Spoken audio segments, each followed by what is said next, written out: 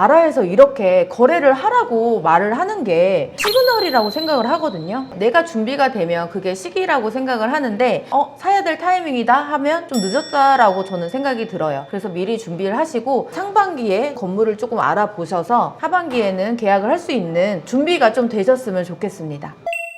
자, 오늘은 우리가 뭘 준비했죠? 거래 사례를 준비했는데요. 거래 사례에 앞서서 큰 이슈가 세 가지 먼저 있어서 첫 번째, 금리죠. 금리는 상업용 부동산에서 뗄래야 뗄 수 없는 가장 중요한 이슈거리라고 보시면 되고요. 두 번째는 용도 변경 관련된 이슈. 그다음에 세 번째, 얼마 전에 발표된 거예요. 이제 토지거래 허가구역이 전면 해제가 됐는데 사실 상업용 빌딩에서는 전에 해제가 됐는데요. 주택시장에서는 여전히 이제 허가를 받고 매수를 할 수 있는 상황이었는데 이제 그게 전면 해제가 된 거라고 보시면 되는데 이게 빌딩 시장에서 어떻게 이제 영향이 끼칠 것인지 거래 사례가 가장 많은 지역이 강남이기는 한데요. 10억대, 20억대 실투 자금을 갖고 건물을 알아보시는 분들은 강남 접근하기가 조금 어려우세요. 그래서 강남 지역에 지금 투자를 못 하시는 분들을 위해서 강남 지역 말고 어떤 지역을 보면 되는지 어떤 건물을 보면 되는지 오늘 조금 말씀드리면 좋을 것 같아요. 이사님, 그러면 오늘 가져오신 실거래 매물 사례 주제 같은 게 있나요? 요새 MZ 세대들에게 핫한 단기 임대 관련해서 이제 어떤 건물들이 매각이 됐는지 좀 준비를 해봤습니다. 근데 저희가 오늘 준비한 거는 에어비앤비 외도민 사업이 사실 주택에서 해야 돼요. 그렇다 보니까 주택을 이거를 실거주를 해야 될지 아니면 사업을 하려고 매입을 했는지 정확하게 이제 조사가 안 돼서 숙박업 관련돼서 준비를 해봤고요. 수익을 조금 중점적으로 보시는 분들이 이런 건물들을 매입하셨다라는 사례로 준비해 봤습니다. 근데 이게 숙박업이 실제로 수익형 건물 중에 조금 고수익인 편인가요? 땅도 쪼개면 쪼갤수록 비싸게 팔 수 있거든요. 근데 임대업도 한 달 단위로 하는 걸 2주 단위로 쪼개서 하면 더 임대료를 많이 받을 수 있는데 이거를 하루하루 이렇게 임대료를 받는다라고 생각하면 고수익이 되잖아요. 그래서 이렇게 단기 임대나 숙박업이 일반 임대보다 수익률을 높게 가져갈 수 있습니다. 첫 번째 거래 사례는 봉천동의 샤로스길에 위치한 건물입니다. 대지 면적 58.96평, 연면적 145.37평, 규모는 지하 1층에서 지상 4층까지 2종 일반 주거지역에 위치해 있고요. 건폐율은 58.29%, 용적률은 180.81%. 이 건물이 위치한 입지는 2호선 서울대 입구역 도보 8분 거리에 위치해 있는데요. 샤로스길 메인에서는 조금 걸어 들어가야 되는 입지이긴 하지만 지하 1층을 제외하고는 지상 4층까지 임차 구성이 잘 된 건물이라 수익으로 매각이 된 사례고요. 매매 금액은 원래 이게 36억 5천에 진행이 됐는데 사실 그거보다는 조금 더 저렴하게 매각이 됐다라고 매도자분께서 말씀 주셨고 아직 실거래는 찍히진 않았습니다. 이 건물 같은 경우는 이제 많은 분들이 아마 브리핑은 받으셨을 거예요. 왜냐면 상권이 샤로스길이라는 데가 그렇게 화려하진 않지만 여기에는 뭐 대형 프랜차이즈가 들어간다라거나 젠트리피케이션이 일어나는 지역이 아니에요. 그래서 안정적으로 수익률로 생각하시는 분들이 많은 관심을 가졌고요. 아무래도 추가적인 공사 비용이 발생하지 않는다라는 메리트가 있어서 좀 빠르게 매각된 사례라고 보시면 됩니다. 지금은 지하 1층이 공실인 상황이기는 하지만 공실 부분을 제외하고도 3.8% 수익률이 나오고요. 만실 기준으로는 4.2% 수익률이 나오는 30억대라는 황금성 좋은 건물이라 많은 분들이 관심을 가지셨던 물건입니다.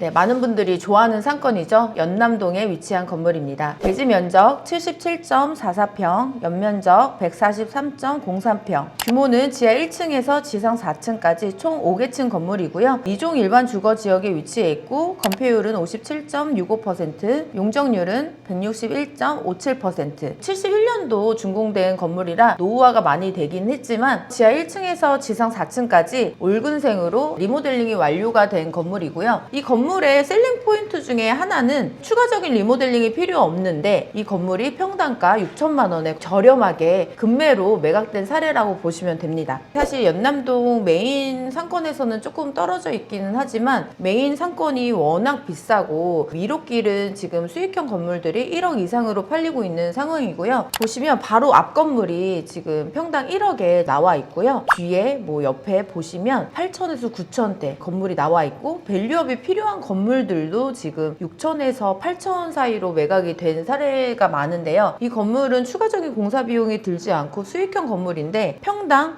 6천에 매각이 된 거는 정말 센세이션한 사례라고 생각이 됩니다. 그러면 연남동은 만약에 밸류업 안 한다고 하면은 네. 한 8천에서 1억 정도 보면 되고, 밸류업 한다고 생각하면은 6천에서 7천 정도 보면 되는 거네요. 네, 맞아요. 세 번째 매매 사례는 제가 앞에서 말씀드렸던 숙박에 관련된 거래 사례입니다. 구로구 개봉동에 위치한 건물인데요. 대지 면적 68.79평, 연면적 132.7평, 이종 일반 주거지역에 위치해 있고요. 규모는 지하 1층에서 지상 3층까지 총 4개층이고 준공연도는 81년도 12월 달입니다. 매매가는 22억 3천만 원, 평당가 3,241만 원입니다. 본 건물이 위치한 곳이 개봉역 그 고가 사거리 대로변에 위치해 있고요. 4m, 4m 코너에 위치해 있어서 가시성도 우수하고 바로 옆에 24층 규모로 청년주택이 준공 예정입니다. 그래서 더욱더 이제 유동인구가 풍부할 거로 이제 판단이 되는데, 이 건물의 셀링 포인트를 말씀을 드리면 건물이 2종 일반 주거지역에 위치해 있다라고 말씀을 드렸는데, 사실 이 숙박업 자체가 소방법이나 뭐 여러 가지 규제, 허가 사항이 좀 까다로워요. 그렇다 보니까 2종 일반 주거지역에 허가가 잘 나지 않는데요. 이 건물 같은 경우는 허가가 났기 때문에 숙박업을 운영을 할 수 있고요. 뭐 다른 경쟁 업체가 숙박업을 이제 만들 수 없는 입지라고 보시면 돼서 더 희소하다라고 말씀을 드릴 수 있고, 2종 일반 주거지역에 위치해 있지 않아도 이렇게 허가권이 살아있는 숙박업체가 많지는 않아요. 그래서 그 프리미엄으로 이 건물도 매각된 사례라고 보여지고 좋은 금액에 거래된 사례라고 보여집니다. 네 번째 사례입니다. 서대문구 창천동에 위치한 건물이고요. 대지 면적 46.89평, 연면적 142.9평, 용도 지역은 일반 상업지역과 제3종 일반 주거지역에 위치한 건물로 규모는 지하 1층에서 지상 5층까지 89년도 12월 달에 준공된 건물이고요. 매매가는 37억, 평당가는 7,891만 원입니다. 창천동 같은 경우는 상업용 빌딩에서는 요새 조금 거래가 그렇게 활발하지도 않고 좀 금매가 많이 팔리고 있는 상황인데요. 아, 근데 저번에 창천동에 17억 깎인 네, 그게 평당가가 얼마예요? 그것도 평당 7,800만 원 선입니다. 그러면 이것도 7,800이고 그것도 7,800인데 이사님 생각에는 같은 평당가면 어떤 걸 선택하실 것 같아요? 근데 이거는 투자 관점에 따라서 달라요. 사실 이 숙박업이라는 게 운영을 하기가 정말 어려워요. 그래서 이거를 전업으로 하시는 분들한테 맞다라고 저는 생각이 들고요. 당연히 땅의 가치로만 보면 상업지역에 위치한 땅이 훨씬 더 가치가 높다라고는 판단이 되는데, 뭐 여러 가지 비교를 해볼 수는 있어요. 그 건물은 도로 조건도 좋고 가시성이 좋잖아요. 뭐 둘 다 잘 사셨다라고 생각이 들어요. 사실 상권이 요새 신촌이 안 좋기는 하지만 상권은 돌고 돌고요. 신사동 가로수길이 지금 이렇게 무너졌는데 또 장기적인 관점에서 상권이 다시 돌아온다라고 생각해서 그래도 가로수길이 지금 매각이 되고 있는 상황이거든요. 그런 관점에서 이제 창천동 그 건물도 매입을 하셨다라고 생각이 들고, 이제 창천동이 상권이 좀 안 좋긴 하지만 숙박업이 잘 되는 지역 중에 하나예요. 창천동을 그냥 한 번 더 생각해 보시면 좋을 것 같아서 이 매매 사례를 준비해 봤습니다. 이사님, 그러면은 뭐 숙박업 관련해서 눈여겨봐야 될 지역 이런 게 좀 있을까요? 숙박업 관련해서 가장 선호하는 지역이 홍대예요. 서교동, 뭐 연남동. 워낙 수요가 많다 보니까 많은 분들이 서교동은 이미 선점을 하셨거든요. 그래서 더 넓게 본다라고 하면 당연히 명동, 종로, 그다음에 공덕역 근처, 뭐 동대문 이런 쪽이 외국인 수요가 많거든요. 그래서 그런 쪽으로 좀 눈여겨보시면 좋을 것 같습니다.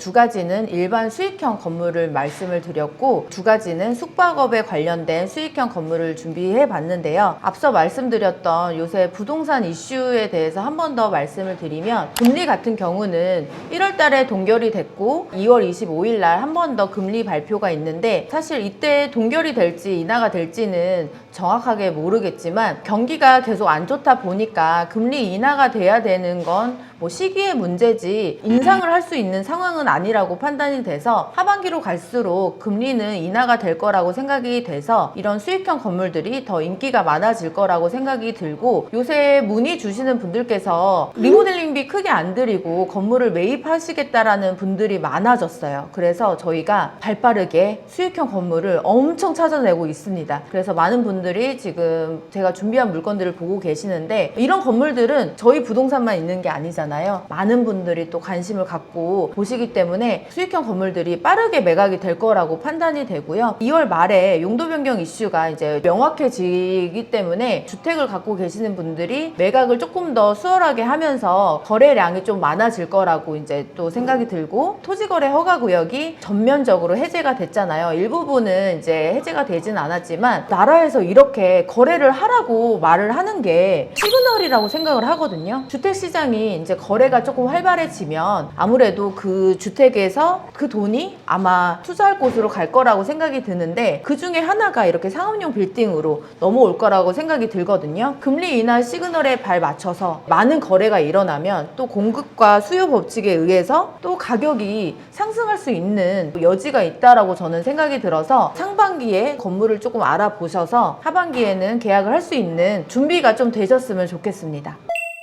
내가 준비가 되면 그게 시기라고 생각을 하는데 다른 분들도 다 고민하시거든요. 근데 조금 경기 좋아지면 사야 될 타이밍이다 하면 좀 늦었다라고 저는 생각이 들어요. 그래서 미리 준비를 하시고, 혼자 하시기엔 어렵다 생각 드시면 연락 주시면 그 니즈에 맞게 찾아드리도록 하겠습니다. 오늘 영상은 여기까지고요. 다음에 더 좋은 영상으로 찾아오겠습니다. 배고파.